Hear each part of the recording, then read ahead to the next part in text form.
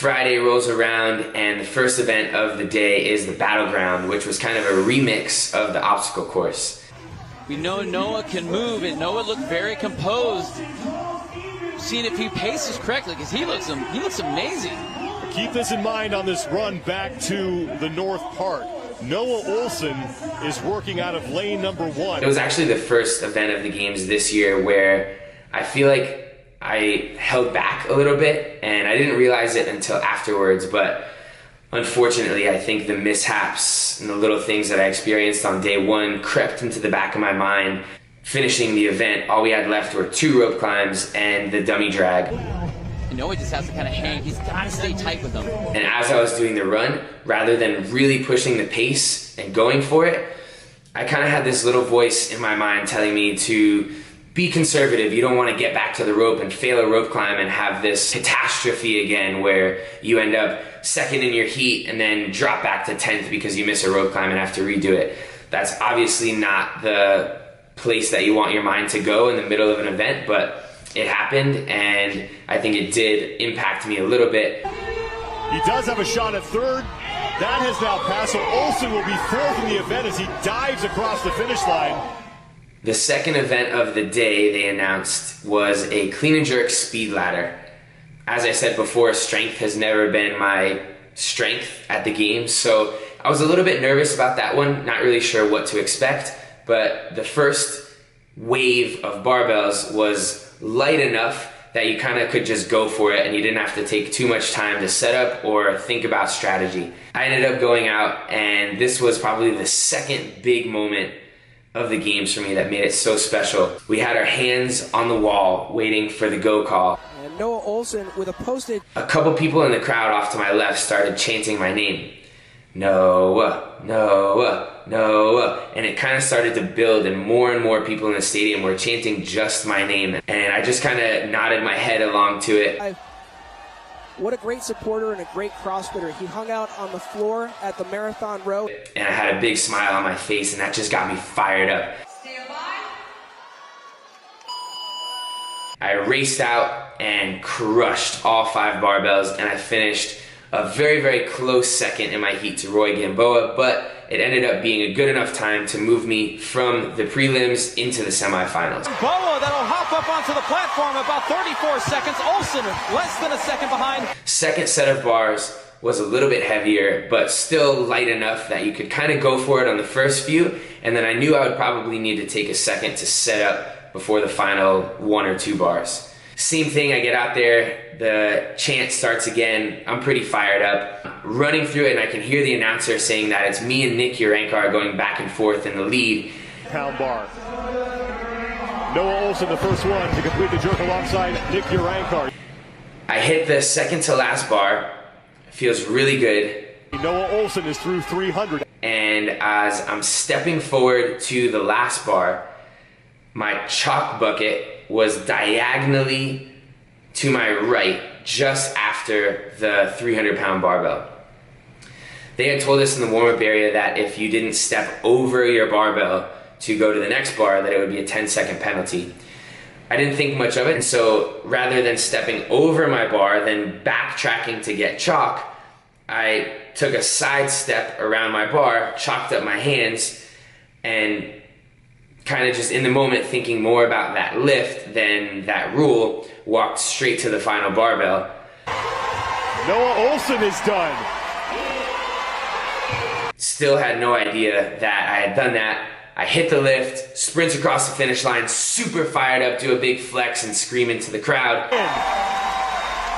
Ohlsen at 3:10. Ohlsen hits that over his barbell and across the finish line. And as I'm riding my high, Dave Castro walks up to me and he says, Noah, you stepped around the bar, you've got a 10-second penalty added to your time. And I just deflated, and I felt crushed. I just saw someone speaking to Noah Ohlsen. He was shaking his head a little bit. I think they may have informed him that he just incurred a 10-second penalty. He did not look happy walking off the floor. When that heat was over, Dave came into the back to announce who the top 5 times would be moving into the finals. And even though I hadn't quite made it into the top 5, I think my time without the 10-second penalty would have put me in 7th place overall on a strength event, which would have been amazing and probably a big PR for me at the CrossFit Games. So I just double checked with Dave. I said, are you guys really going to enforce that 10-second penalty? It was not on purpose. I wasn't trying to cut time at all. I just went to get the chalk. And he said, unfortunately, that's the rule. We have to stick with it. And I said to him, just in the moment of frustration, I said, I know that it's not your fault, but I just feel like I keep getting fucked at the games so far. My pedal has come off. I've gotten a bunch of no reps on the muscle ups, and now I've got this penalty. And again, all that's on me, but I just feel like nothing is going my way. And I was just really disappointed. I walked back and talked to my coach. And even though he was a little frustrated as well, he said, it is what it is, and we've got to move on. And right now, I need you to go process your emotion and do not show the other competitors this moment of weakness, because they'll feed off of that. The final event of the evening was the Fibonacci repeat. Last year, going into Fibonacci, I had a big blowout on the rope climb event before, and so my spirits were kind of a little bit down, and I thought that there was no chance that I was going to be able to make it on the podium at that point. But I wanted to go out and finish strong and just be proud of my effort to end the games. I was doing relatively well throughout the event, and when it came to the final set of overhead walking lunges, there were only about 30 seconds left. I didn't realize that at the time, and I thought in order to make it all the way to the finish line, I was going to have to put the kettlebells down for a moment. I put the kettlebells down, and as I'm scanning around, I see the clock and notice that there were only 15 seconds left. Had I known that, probably would not have put the kettlebells down and would have gone a few more steps. If I would have gone a few more steps, I potentially could have placed 1 or 2 spots higher on that event, which would have ended up bumping me up onto the podium. Needless to say, this event was personal, and I had a chance to redeem myself. There's something that I've seen different about Noah is he just seems excited to be there. I mean, look at that smile. I went with a little bit of a different strategy, and I came out in the lead and again could just feel the energy and surge of the crowd. When I finished the final set of the kettlebell deadlifts and was the first one to step forward to the kettlebells for the overhead walking lunges. And he will trade in those monster 203-pound kettlebells for 2 53-pound kettlebells. So Ohlsen is done. I kind of took a moment to look around, and I could just feel the power and support and fire from the crowd. And I just had that full feeling again. Noah Ohlsen is chewing up real estate with every step. Made it all the way down to the end, and as I was setting the kettlebells down to step over the finish line, I just had this big smile on my face, and I could feel in that moment that this was something that I would always remember in my CrossFit career. Winning my heat in the evening in the Coliseum to the roar of the crowd. I set the kettlebells down and I jumped onto the finish line. Noah Ohlsen, one final lunge, and Noah Ohlsen has the new time to beat in Fibonacci. It was just a moment of euphoria, and I was soaking it all in.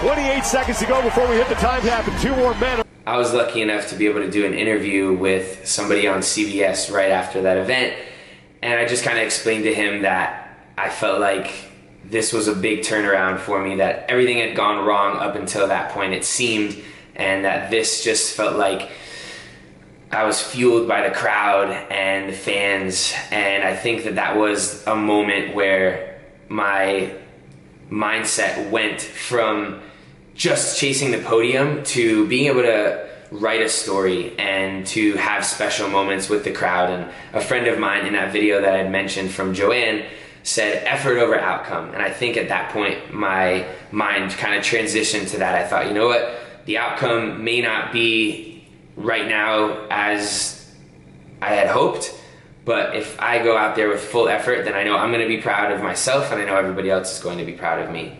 Redemption, thy name is Noah Ohlsen, finishing Fibonacci here on Friday night at the 2018 Reebok CrossFit Games. How does your body feel doing this on Friday night compared to Sunday afternoon last year? Much better. My body and my morale are higher. Last year, this was right after my rope climb slip up down there, so my head wasn't in the right place. Now it's been trying to be pushed into the wrong places, but I'm keeping it in the right one, so doing well.